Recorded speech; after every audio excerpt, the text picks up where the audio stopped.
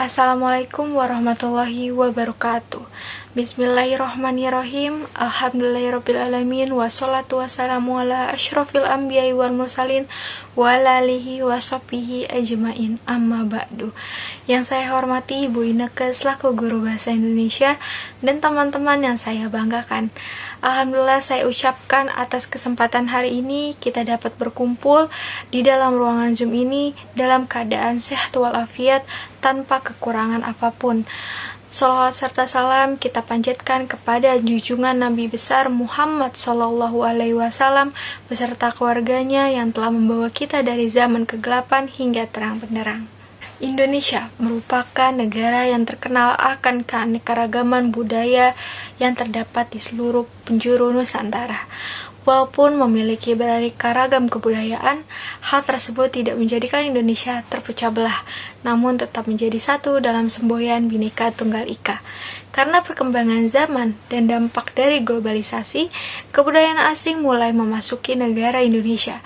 Bahkan, kebudayaan asing mampu bersaing dengan kebudayaan Indonesia hingga sedikit menggeser posisi kebudayaan lokal. Berkembangnya budaya Korea Indonesia merupakan salah satu dampak dari arus globalisasi.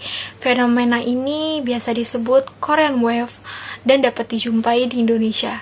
Dampaknya ini sangat terasa di kehidupan sehari-hari, terutama pada kaum milenial. Nah, salah satu produk Korean Wave yang sangat diminati kaum milenial adalah musik pop. Musik pop Korea ini atau yang disebut K-pop merupakan salah satu subsektor hiburan yang mengangkat perekonomian Korea Selatan. Nah, masuknya kebudayaan Korea ini dapat memberikan dampak positif maupun negatif bagi remaja Indonesia. Dampak positif yang didapatkan yaitu menambah pengetahuan. Pengetahuan yang dimaksud adalah masyarakat Indonesia dapat mengenal dan memahami bahasa Korea sehingga masyarakat mendapatkan bahasa baru. Hal ini dapat memperluas pengetahuan masyarakat Indonesia. Nah, apa aja sih dampak positif masuknya kebudayaan Korea di Indonesia?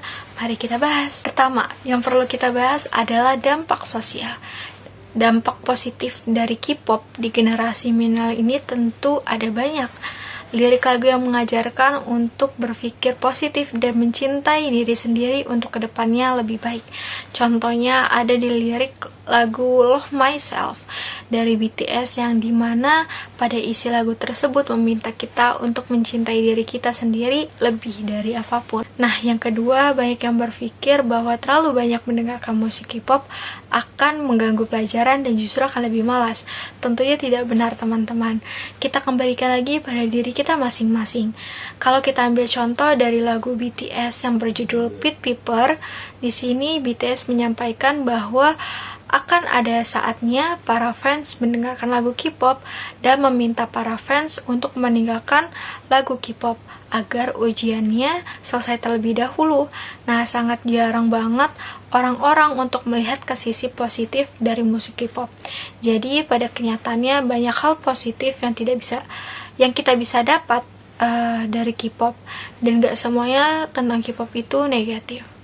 Nah, seperti yang tadi aku bahas, kalau misalnya itu dampak positif dari K-pop.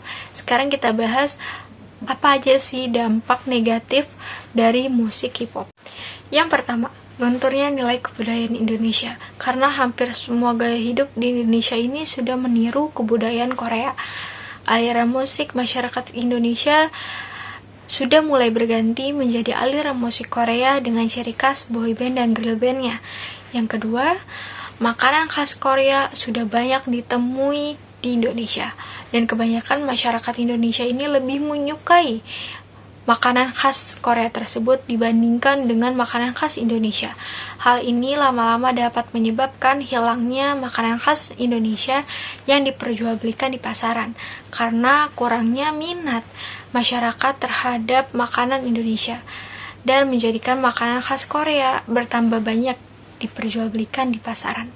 Yang ketiga, selain itu, tren busana Korea juga sangat diincar oleh para remaja.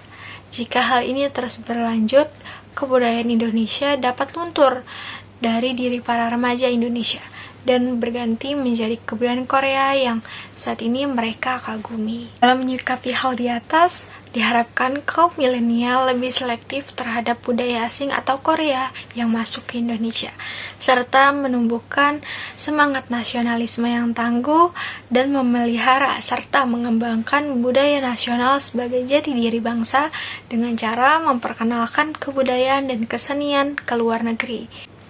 Nah teman-teman, kesimpulan dari ceramah di atas adalah para kaum milenial harus bangga terhadap segala bentuk kebudayaan Indonesia, harus terus berusaha untuk melestarikan dan mewarisi kebudayaan Indonesia.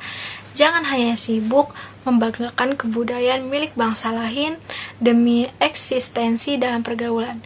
Sekian ceramah yang saya sampaikan hari ini. Apabila ada salah kata, mohon dimaafkan. Wabillahi taufiq wal hidayah. Wassalamualaikum warahmatullahi wabarakatuh.